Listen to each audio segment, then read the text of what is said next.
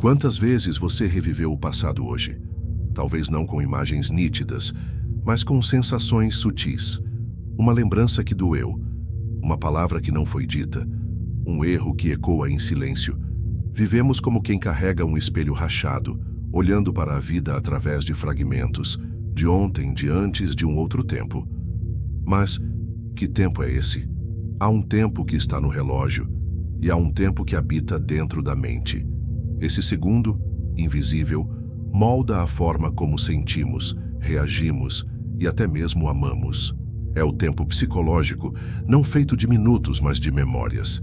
E é nesse tempo invisível que vive aquilo que chamamos de eu.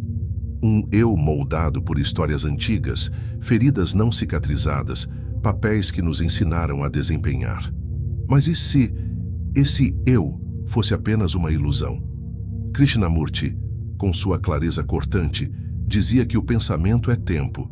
Jesus, com sua presença radical, nos chamava ao agora eterno. Ambos, de formas tão distintas, falavam da mesma porta. Aquela que só se abre quando morremos para o que fomos, para que então possamos ser. E se você pudesse se libertar do tempo? E se o verdadeiro milagre fosse abandonar a bagagem que nunca foi sua? Permaneça comigo. Vamos atravessar esse espelho juntos, pois talvez, do outro lado, exista algo que você sempre foi, mas nunca ousou olhar. Comente abaixo o que você mais tem carregado, o que disseram sobre você, ou o que você deixou de dizer a si mesmo.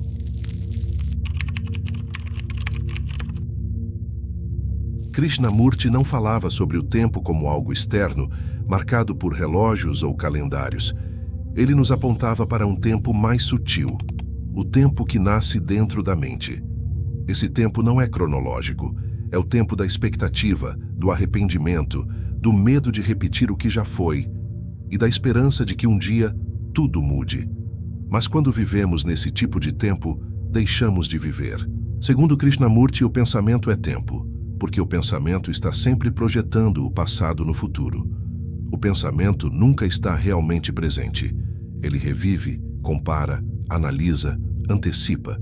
E ao fazer isso, ele cria o eu. Um eu que carrega o que foi vivido e o que ainda quer viver, mas nunca o que está sendo vivido. A mente que está presa ao tempo não é livre, e sem liberdade não há verdade. Krishnamurti, a primeira e última liberdade. Ele nos convida a ver que a dor não está no acontecimento em si, mas na memória desse acontecimento, no apego ao que já não é. Sofremos não porque algo ocorreu, mas porque seguimos revivendo, recriando, repetindo o eco. Esse é o tempo psicológico. É a ilusão de que um dia vamos nos tornar, de que um dia seremos melhores, mais felizes, mais puros. Mas esse um dia nunca chega, porque ele nos mantém presos ao que já passou. Krishnamurti rompe com a ideia de que a transformação é gradual. Ele diz: a liberdade não é no tempo, ela é fora dele. A verdade é uma terra sem caminhos. Krishnamurti: não há método, não há trilha. Só há este instante, o agora, limpo das comparações. Presente, como o ar que entra e sai do corpo sem esforço. E essa percepção, por mais simples que pareça, é revolucionária. Porque se você não é o que foi, e não é o que imagina que serás, então, quem é você agora? Qual pensamento mais te prende ao que você já não é?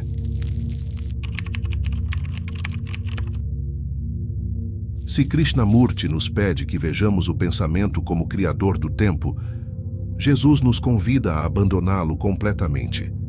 Não vos inquieteis pelo dia de amanhã, pois o amanhã cuidará de si mesmo. Basta a cada dia o seu mal. Mateus 6:34. Essa não é apenas uma recomendação ética ou espiritual, é uma revolução silenciosa. Jesus nos chama ao agora, não como uma técnica, mas como um estado de confiança profunda. Ao contrário do que muitos pensam, Jesus não era um idealista que falava apenas sobre o céu depois da morte. Ele falava de um reino que já está aqui, que sempre esteve, mas que só pode ser visto por olhos que não projetam o futuro, nem vivem no eco do passado. O reino de Deus não vem com aparência exterior, pois o reino está dentro de vós. Lucas 17, 20, 21. Jesus era radical como o agora é. Ele não propunha esperar. Ele não propunha buscar. Ele dizia: vinde a mim. Agora, no Evangelho de Tomé, um texto apócrifo com ecos místicos, ele afirma: se vossos líderes disserem, o reino está no céu, então os pássaros vos precederão. Se disserem, está no mar, então os peixes vos precederão. Mas o reino do Pai está espalhado sobre a terra, e os homens não o veem. Verso 113. Essa cegueira nasce da mente que está ausente. Presente no corpo, mas ausente no ser. Jesus era presença. Ele não acumulava. Não se defendia, não se explicava. Ele simplesmente era. E ao ser, ele desafiava toda a estrutura de ego, os que buscavam poder, segurança, prestígio, pertencimento. Ele dizia: negue-se a si mesmo, tome a sua cruz e siga-me. Mas o que é negar a si mesmo, se não romper com essa identidade construída no tempo? Essa máscara que carregamos com tanto zelo? E se a cruz fosse o símbolo do fim do tempo psicológico? Compartilhe nos comentários. Quando foi a última vez que você esteve plenamente presente, sem peso, sem passado, sem precisar ser mais ninguém?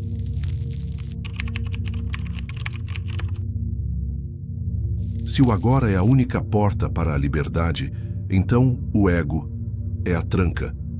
O ego não é maldade, nem orgulho, nem vaidade, ao menos não na raiz.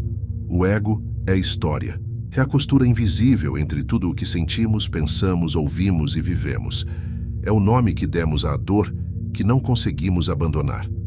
Ele nasce com um nome, um gênero, uma cultura, mas floresce nas comparações, o que nos disseram que deveríamos ser e o que acreditamos que jamais seremos. Krishnamurti diz que o eu nada mais é do que um feixe de memórias, uma repetição automática do passado projetando-se no presente. E por isso, o ego vive da continuidade. Ele teme desaparecer. Jesus, por sua vez, não deu nome ao ego, mas o enfrentou em cada encontro com o orgulho farisaico, com os que buscavam o trono, os títulos, os aplausos.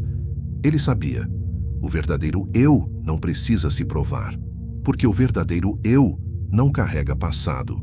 Ele é. Quem perder a sua vida por amor de mim, esse a encontrará. Mateus 10:39. Perder a vida é perder o ego. É soltar o controle da imagem. É morrer para aquilo que te disseram ser. Krishnamurti diria: o observador é o observado. Ou seja, não há separação entre o medo e quem sente medo. O ego é a própria dor tentando se proteger, mas toda proteção cria distância, e essa distância nos impede de amar, de verdade, nos impede de ver o que é. E se a cura não estiver em conquistar algo novo, mas em soltar o que te moldou, qual dor você tem usado como identidade? E se ela não for quem você é, o que sobra?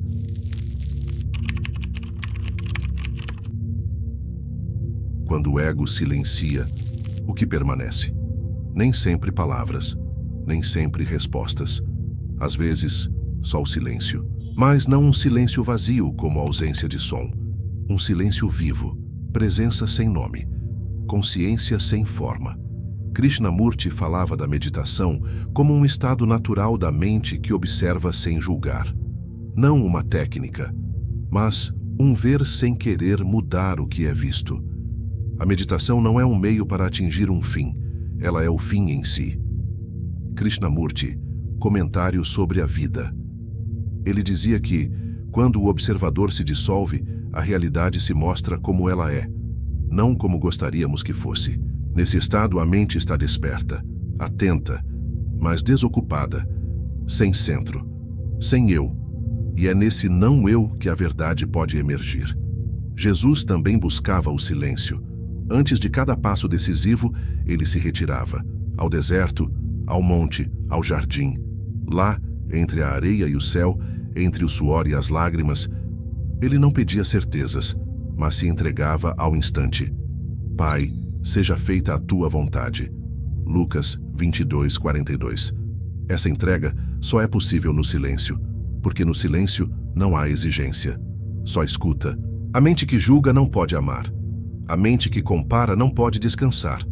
Mas a mente que silencia permite que a graça a toque. Nesse silêncio, o tempo para, o medo dissolve. E o que antes era dor, se torna luz. Quando foi a última vez que você experimentou um silêncio verdadeiro, não ao redor, mas dentro?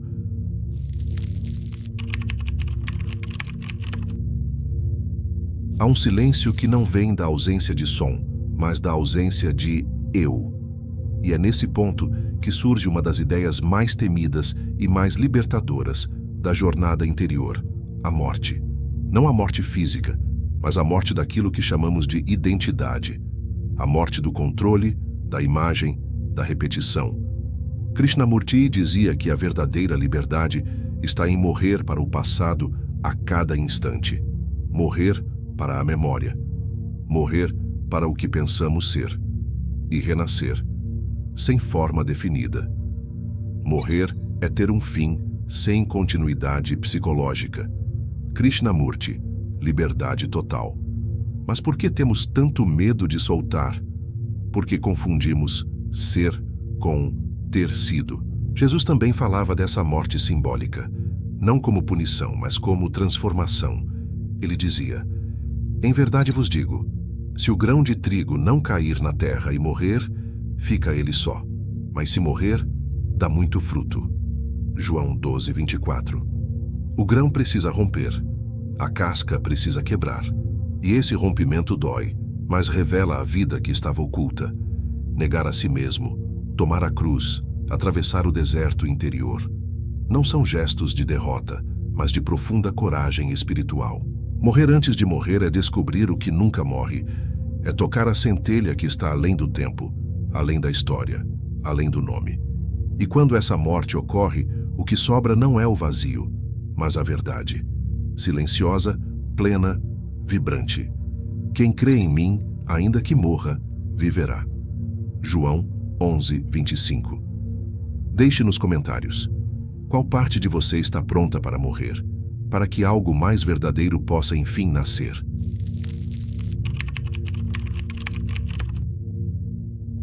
Depois da morte do ego, não há um novo eu para ser formado. Há apenas espaço. Espaço onde a vida respira por si. Espaço onde o instante se revela eterno. Espaço onde o tempo cessa. Krishnamurti dizia que a liberdade não está no esforço de mudar, mas no fim da necessidade de se tornar. A liberdade real não é uma conquista. Ela é o que resta quando tudo o que é falso desaparece. O tempo é sofrimento. Onde há tempo, há dor. Krishnamurti. Libertar-se do tempo é libertar-se da ideia de que a felicidade está à frente. É abandonar o quando para mergulhar no agora. Sem pendências, sem rótulos, sem promessas. Jesus também nos apontava para esse estado. Quando dizia que o reino de Deus está dentro, ele falava de um lugar que não pertence à linha do tempo, mas à profundidade do ser. O agora é o templo, o silêncio é o altar. E a consciência desperta, é a oração viva. Quando a mente deixa de perseguir, a alma repousa. E nesse repouso, tudo é claro. Não porque se compreende com palavras, mas porque se reconhece com o coração. Você ainda está esperando por um momento melhor para ser livre? Ou está pronto para soltar, agora? Talvez a maior cura não esteja em adicionar mais, mas em soltar. Soltar o passado, o medo, a necessidade de ser algo definido e repousar no mistério do agora. Se algo dentro de você silenciou, se algo foi tocado, então permaneça. Aqui, neste canal, continuamos desbravando os caminhos ocultos da alma, onde filosofia, espiritualidade e consciência se encontram. Inscreva-se para seguir comigo nessa jornada interior. Compartilhe nos comentários o que você está pronto para deixar morrer e o que talvez sempre esteve vivo, esperando você notar.